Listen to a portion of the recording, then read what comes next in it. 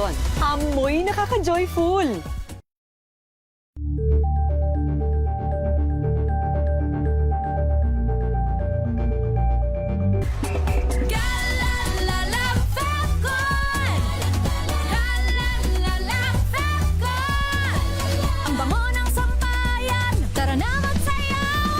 Fagton, amoy nakaka-joyful. Sa lahat ng bagay, simula pa lang, siguraduhing max protection na. Kasi pag kulang ang proteksyon, baka madaling masira. Sa ngipin, dapat may max protection din. Max sa alaga ng Unique Toothpaste. With Max Protect Formula, helps stop cavities before they start, while keeping breath fresh. Try Unique Maximum Fluoride Protection. Para max alaga, max protektado. ACS. Wow, ang saya. Isang barangay na labada, puro mancha pa. Goodbye, pahinga. Mommy, isang laba lang yan sa Pride Bar Blue. May powerful stain-away enzymes na malupit sa dumit mansya. At di masakit sa kamay. Isang laba lang yan. Hello, pahinga. Hello, Pride Bar Blue. ACS. Tanggaling-galing mo. Smart dishwashing paste ko. Pritong ulam na masebo. Plato ng kaldero. Tanggaling for everyday. Ganyan, pag smart ang dishwashing paste, may double tanggaling formula. Tanggal ang sebo, tanggal ang bakterya. Pahit para walang bahid. Linis fantastic sa metal at plastic. Number one ko to. Tanggaling-galing mo. Smart dishwashing paste. ACS. May nagbago. May arte. May budget. Akala nyo lang yon. So solid. White rose papaya. Wow, white rose. White rose papaya. Wow, white rose. White rose papaya. May glow up with white rose papaya. White Rose Papaya. May puti power times 2 kasi may papaya at niacinamide. May shea butter and tea tree oil pa. Kutis sulit ang glow up. Glow up with white rose papaya. White Rose Papaya. Kutis sulit ang glow up. ACS. Galalala Fagton. Galalala Fagton. Ang bango ng sampayan. Tara na magsayawan. Fagton, amoy nakaka-joyful.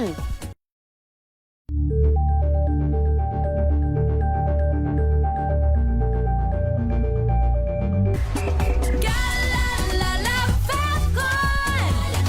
Galalala Fagton. Ang bango ng sampayan. Tara na magsayawan. Fagton, amoy nakaka-joyful.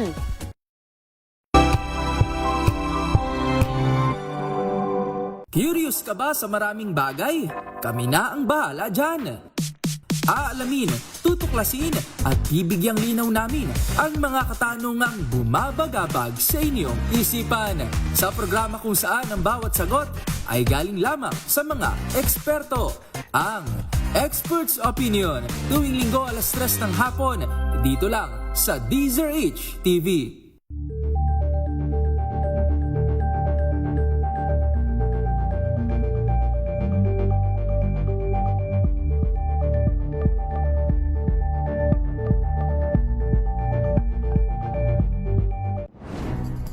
Good vibes ang hanap mo? Dito ka na sa sigurado! Mula sa mga istoryang nagbibigay ng inspirasyon hanggang sa mga kwentong may dalang solusyon. Mga balitang pampagaan, pakiramdam at pampaganda ng araw. Hindi lang ba sa good news, kundi the better news. Mula Lunes hanggang Biyernes, 1:00 ng tanghali sa DZRH TV.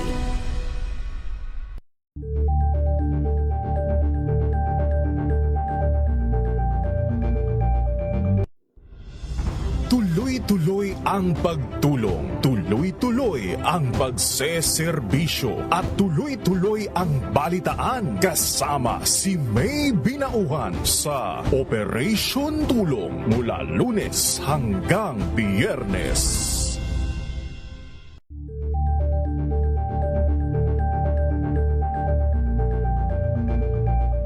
If I get impeached, then that is my end. tumutok sa pinakaimportanteng paglilitis ng impeachment court ngayong taon. The impeachment trial of Vice President Sara Duterte. At DZRH Special Coverage.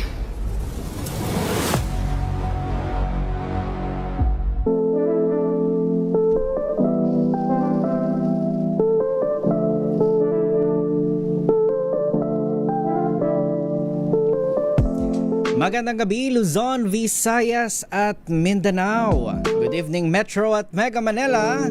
Kamusta ho kayong lahat? Kamusta ho ang inyong nagdaang linggo?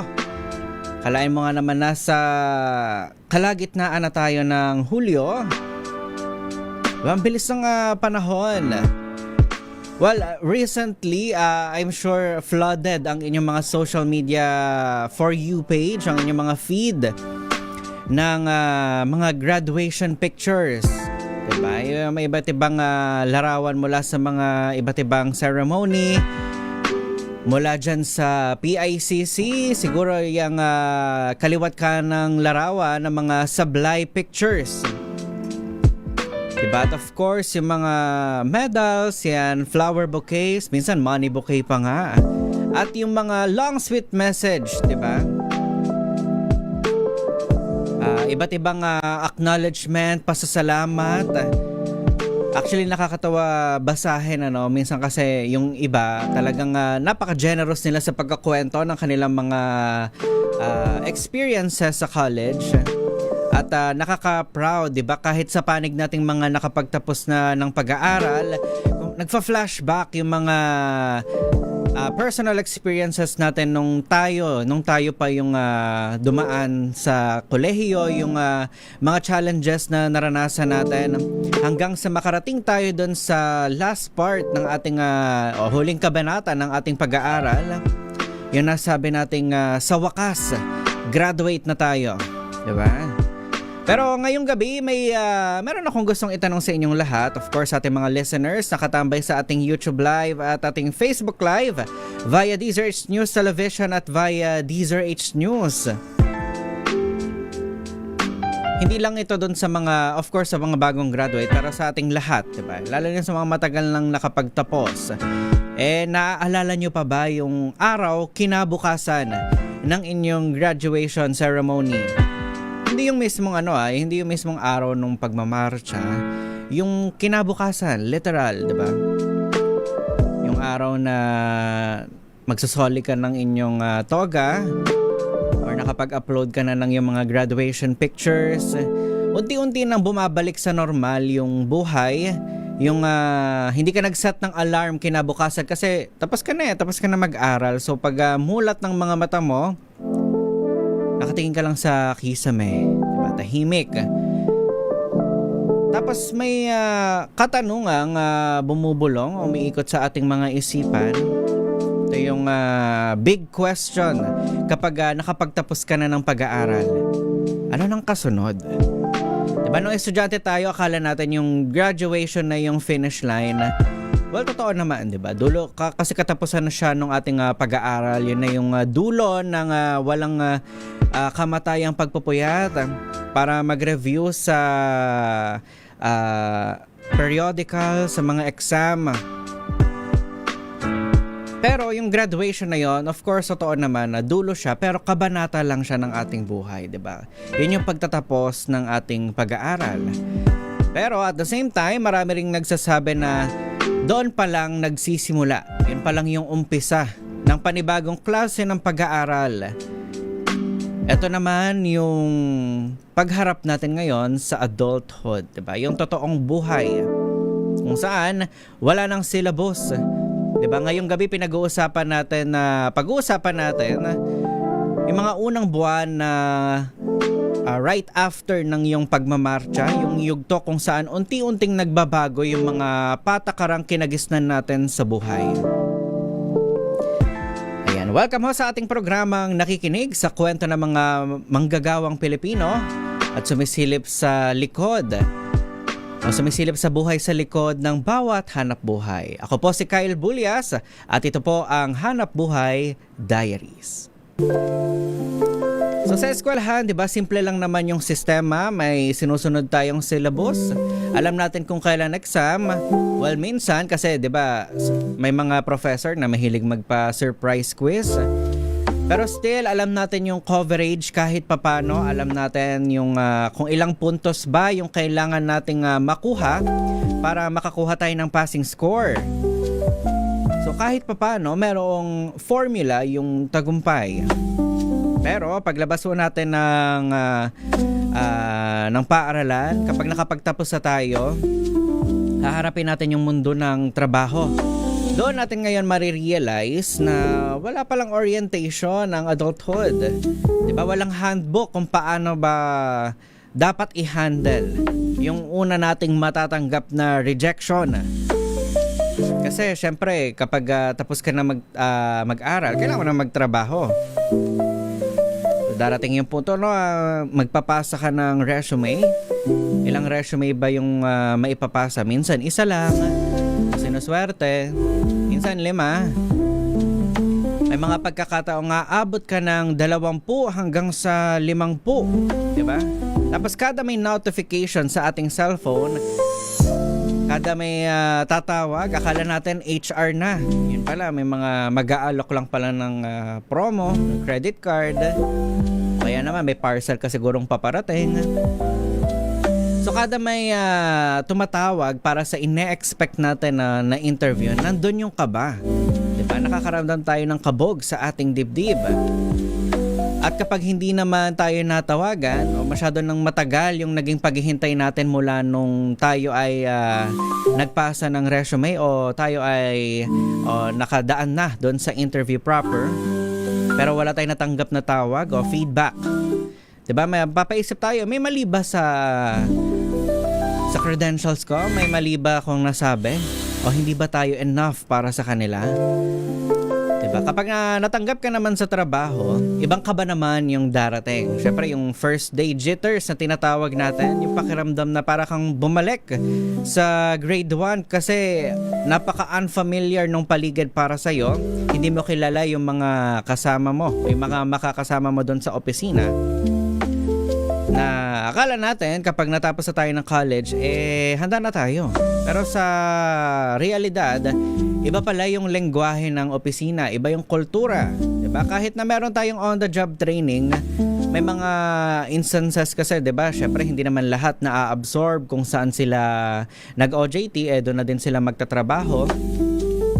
May mga pagkakataon na talagang susuungin mo yung bagong kumpanya kasi yun yung pangarap mo doon mo gusto magtrabaho.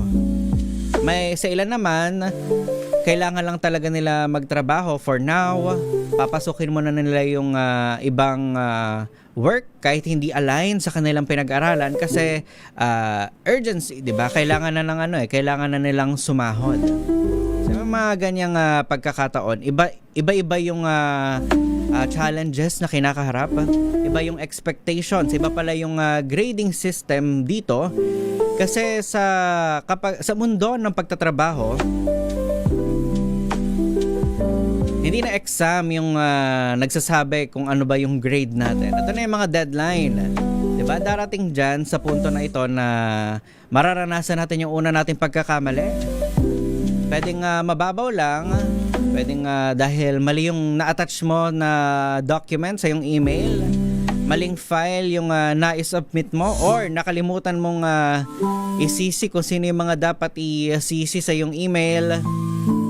At worst, siguro mali yung data na nailagay mo sa yung report.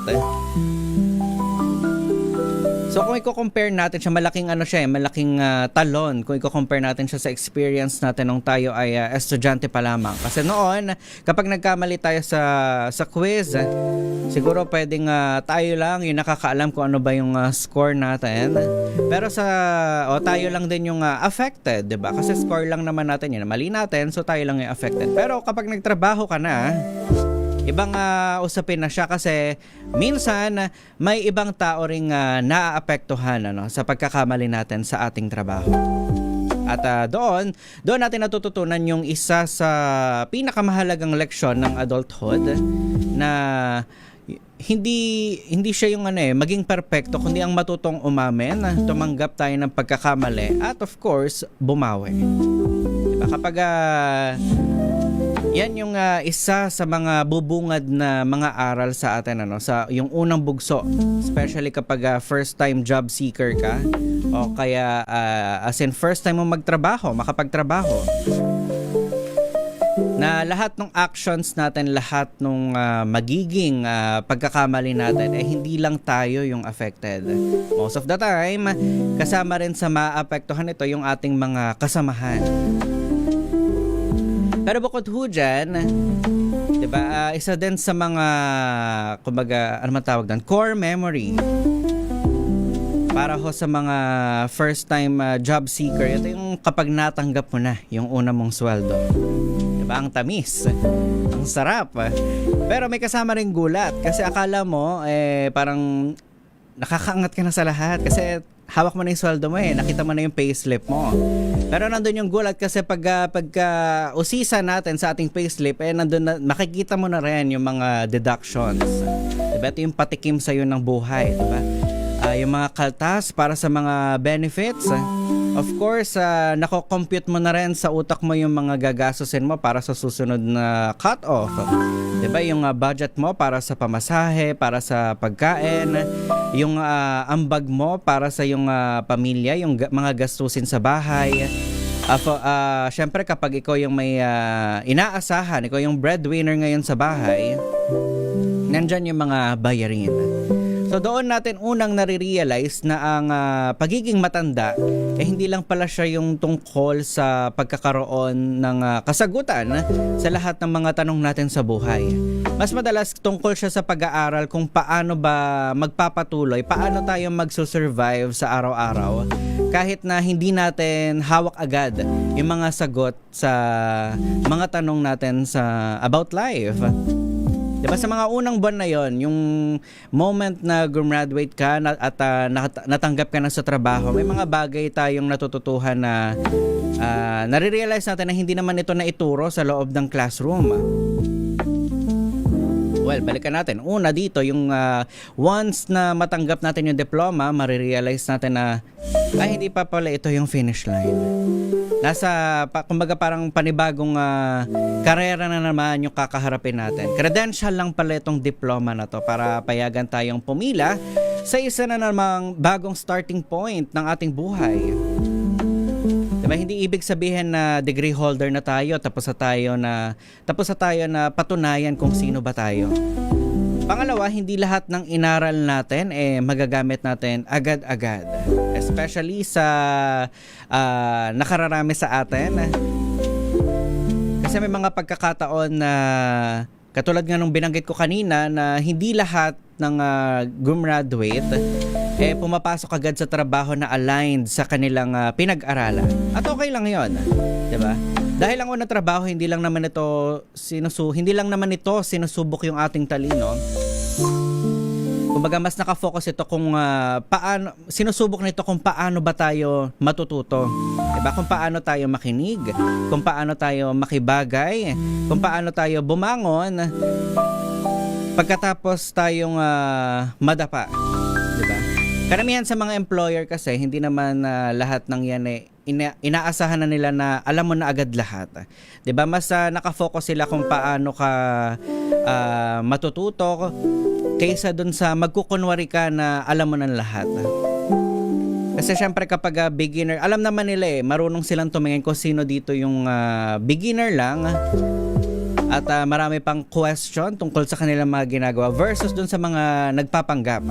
'Di ba? Mas okay na yung aminado ka na hindi mo alam yung bagay na ito para syempre magtatanong ka para maiwasan mong magkamali kaysa naman magpanggap ka na alam mo na yon tapos kapag nagkamali ka parang mas magiging iba pa yung mas magiging negatibo pa yung impression ng employer sa iyo.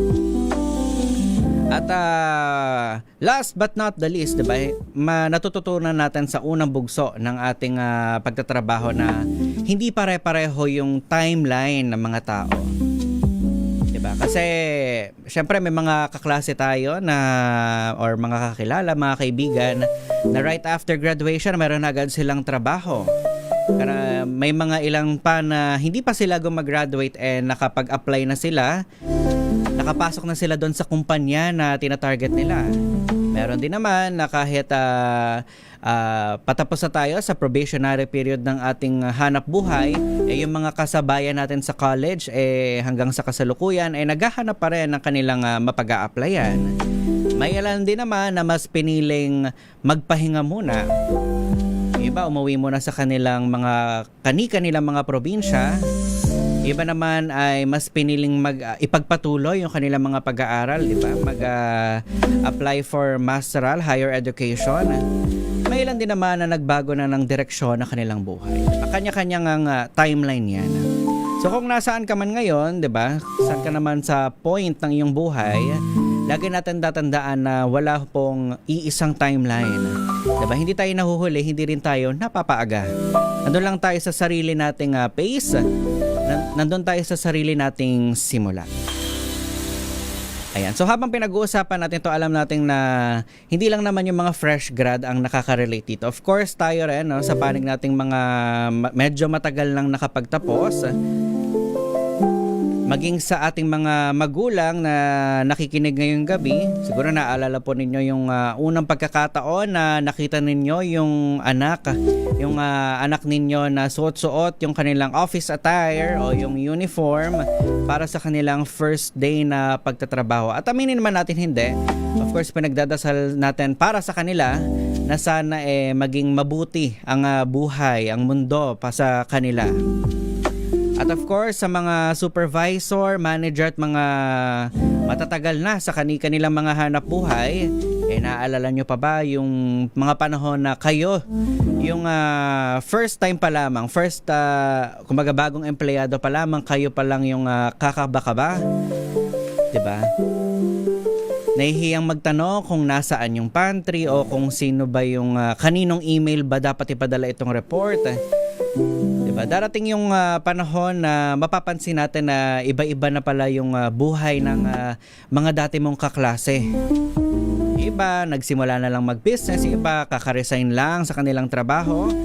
Again, yung iba, babalik sa pag-aaral. May mga pagkakataon din na yung iba, talagang nag-change na ng career. So noong estudyante tayo, pare-pareho yung classroom na pinapasukan natin. Pero pagkatapos ng graduation, kanya-kanya na tayo ng biyahe. So wala hong mas tama o mas mali sa bilis ng bawat isa dahil lahat po tayo ay dumaan sa pagiging baguhan. Lahat tayo minsan ding kinabahan sa punto ng ating buhay. Lahat tayo natuto. Natuto lang, di ba? Natuto tayong magtrabaho habang kumbaga natututo tayong magtrabaho habang natututo rin tayong mabuhay. Ayan. So sa mga bagong graduate, kung nakakaramdam ho kayo ng kaba, normal lang ho yan. At enjoyin nyo lang ho yung phase ng buhay ninyo. Yan, yung mas masarap kasi sa feeling yan yung nandun yung excitement at the same time nandun yung kaba. Kasi syempre kumbaga natapos yung isang napakalaki at napakahalagang chapter ng ating buhay at haharap naman tayo sa panibagong hamon. So yun. So wag kayong matakot. Normal naman matakot. Pero wag ho kayong mahiyang magtanong, especially sa mga nakatatanda sa atin kasi kahit sila ho dumaan sila sa ganyang phase ng kanilang buhay. So I'm sure marami ho silang mai-share. 'Di ba? Para may ipapasa silang kaalaman sa ating mga nag-uumpisa pa lamang.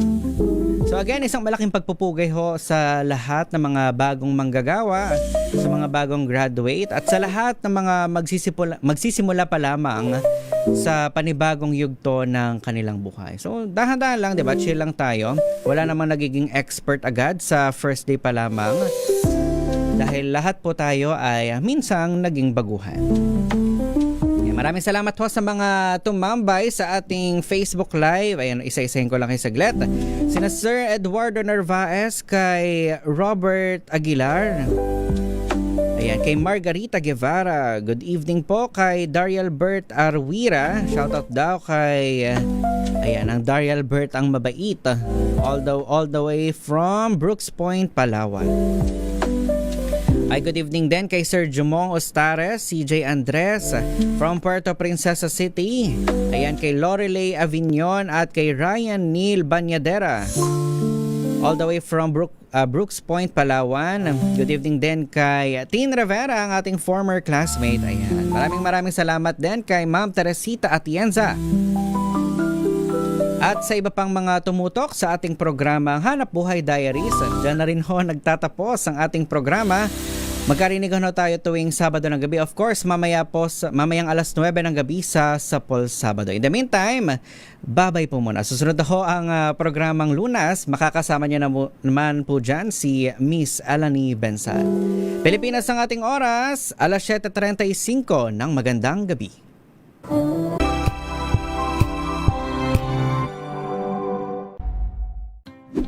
Sa lahat ng mga nanonood at nakikinig sa atin. Thank God it's Good evening, Metro at Mega Manila. Magandang gabi Pilipinas, Metro and Mega.